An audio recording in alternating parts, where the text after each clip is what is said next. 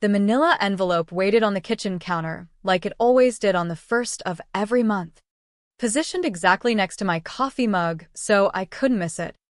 I had just come off a double credit union until 5, then straight to the bar until 2 in the morning, and my feet ached inside my worn sneakers. At 28, I knew the weight of that envelope before I even picked it up. $1,300 for the same bedroom I'd slept in since I was a kid. The one with the creaky third floorboard and the water stain on the ceiling that still looked like a lopsided rabbit. Mom's voice floated from the dining room, crisp and professional, the tone she reserved for money talk. "Claire, dinner's ready." I tucked the envelope into my bag and joined them. Dad sat scrolling his phone without looking up. Dylan sprawled in his chair, gaming headset dangling around his neck, thumbs flying across his phone screen while some battle royale game flashed colors across his face.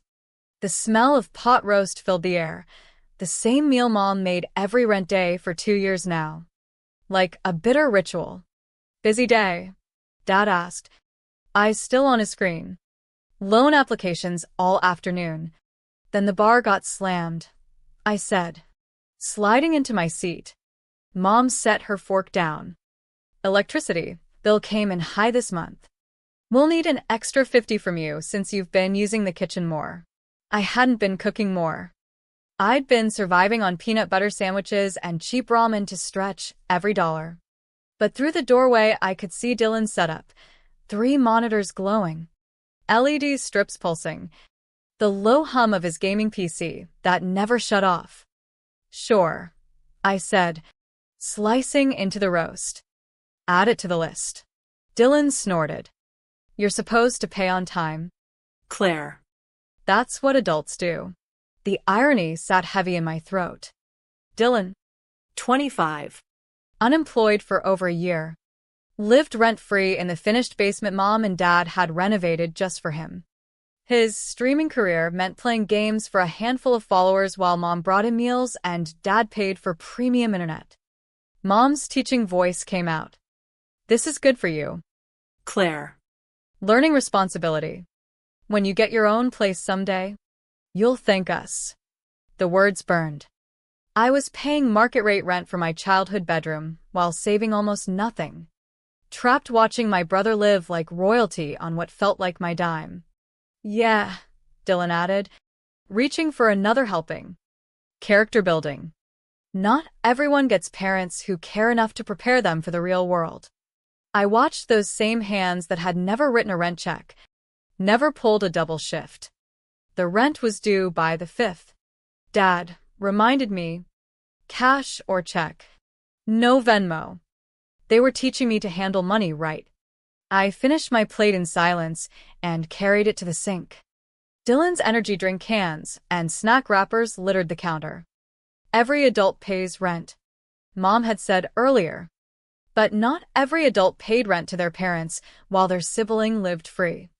I dried my hands, walked past Dylan's open door where RGB lights painted the hallway in shifting colors, and heard him laughing with online friends. They thought they were teaching me to grow up.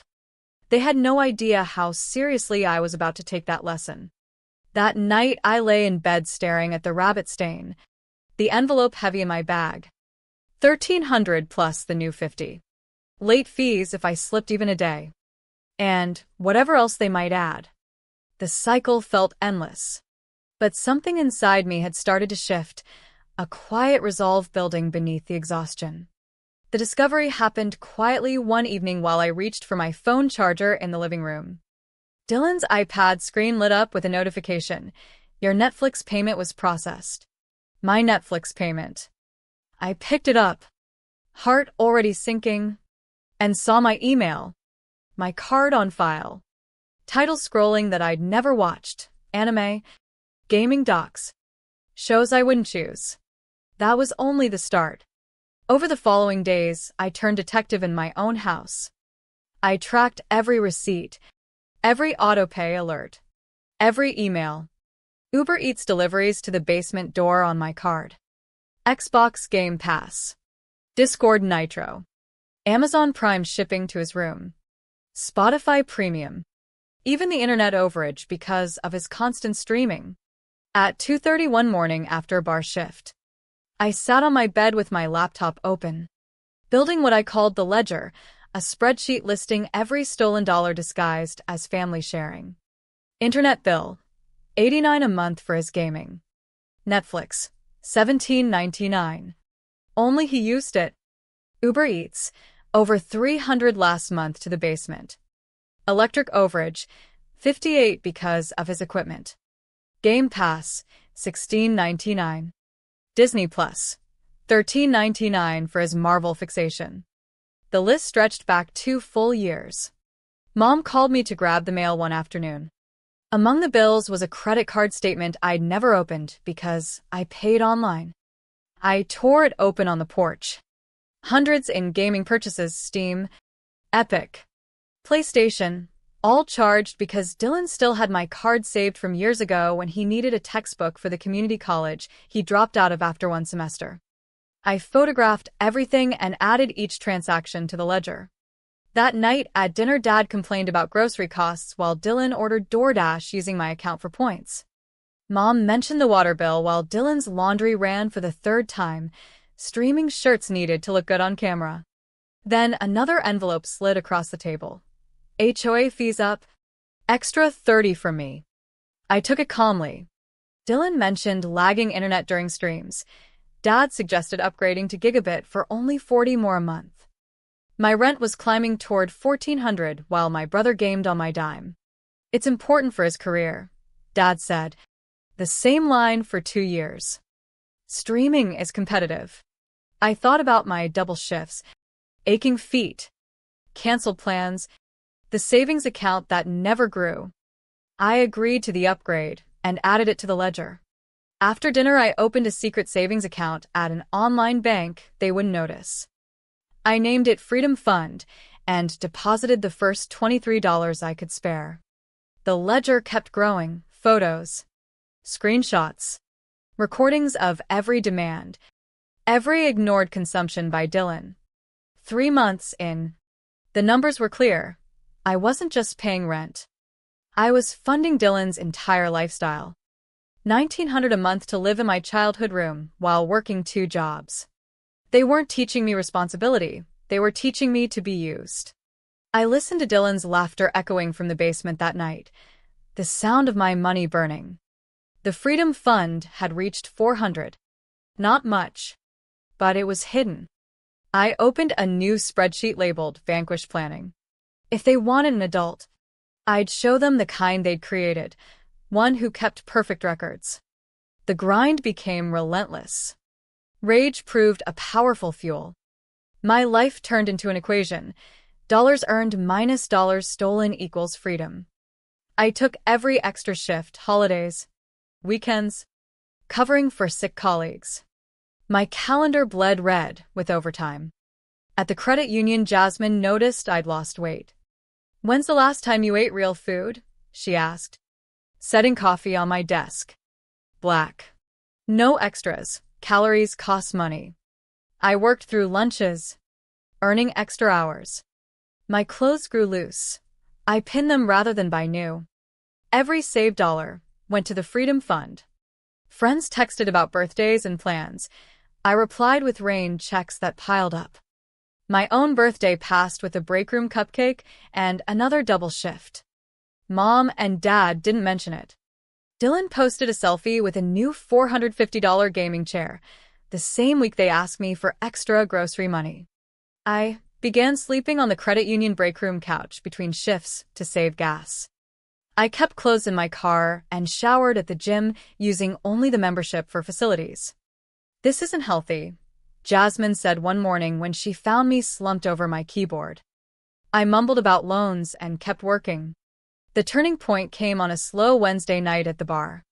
Exhaustion hit. I blacked out for a second behind the counter.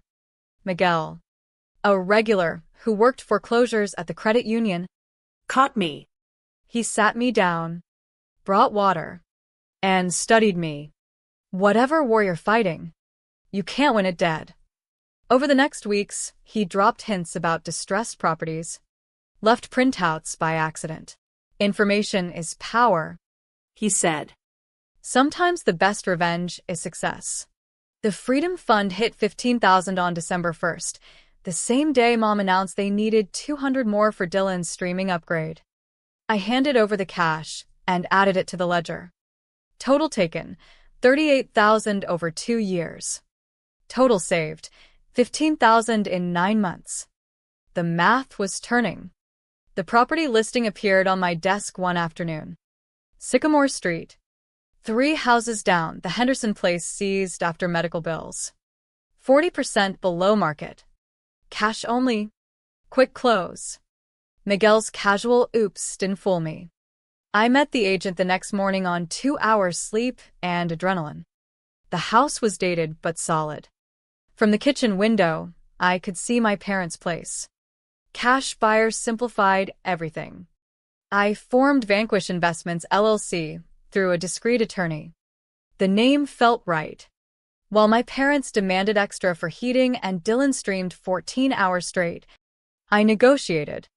The bank accepted $22,000 cash plus a $5,000 loan from Jasmine, who asked no questions.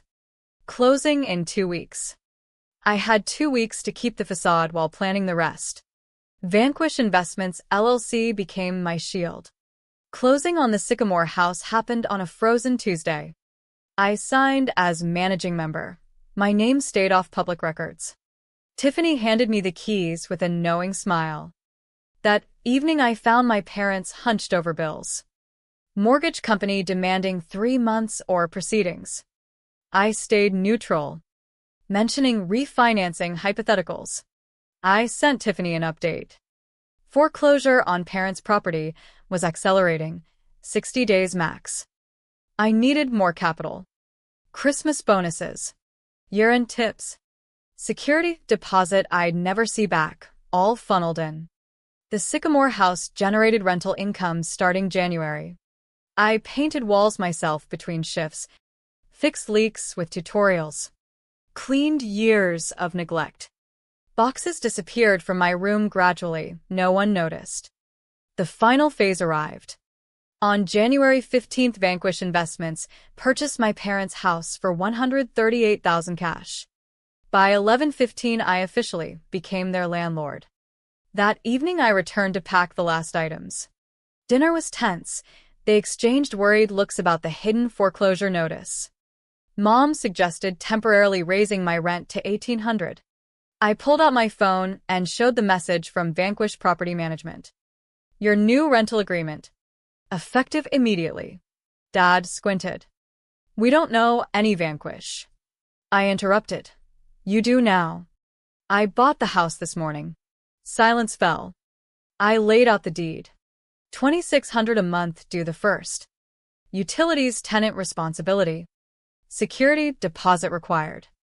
You're insane, Mom said. Charging your daughter $1,300 while funding Dylan's gaming was insane. This is business. I picked up my final box. Where are you going? Mom asked, voice cracking. Home. 3 houses down. You have 72 hours to sign the lease or vacate. The last thing I heard was her saying I couldn't do this. But I had.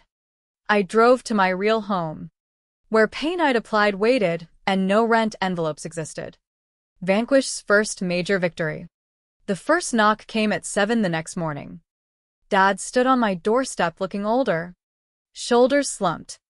I let him knock before answering. Mr. Morgan. If this is about the lease, contact management during business hours. He cycled through confusion and regret. I closed the door on his protests. Texts flooded in from family. I blocked all but one line for rental business. Dylan pounded on the door that afternoon. I kept the chain on. His accounts and games were gone. My accounts. I reminded him. Get a job that pays for its own tools. He left furious. Day 3, Mom appeared. Makeup smeared.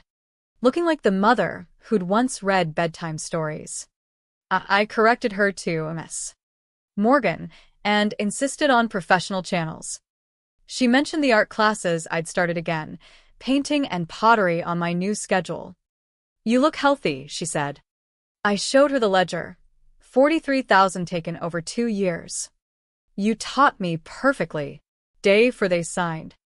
First month's rent plus deposit, $5,200 borrowed from an aunt. Dylan got a part-time job at Best Buy. Mom took department store work. Dad picked up warehouse shifts. They became what I'd been, exhausted workers counting pennies. The first rent check arrived on time. Months later, I prepared one final envelope with every receipt. Screenshot. Payment history, proof of 2 years exploitation turned justice. Mom delivered July's rent on time. I handed her the envelope. Your final lesson. She lingered. The mortgage. You saved us. No, I said. I bought it. She admitted they were learning. The silence held everything unsaid. They now worked 50+ hours a week between jobs. Dylan sold his Xbox. Mom's book club became unaffordable. Dad's golf clubs gathered dust. They lived as I'd lived, learning every dollar's weight. Trust was gone. We were landlord and tenants connected by lease and payment, honest in its way. I returned to my studio, added gold streaks to an abstract canvas titled Freedom. Through the window their kitchen light glowed. They'd be opening the envelope now, seeing the spreadsheets and statements. They'd said I needed to grow up. I did, just not how they expected. Karma keeps perfect books. It doesn't send invoices. It just collects. And collection was complete.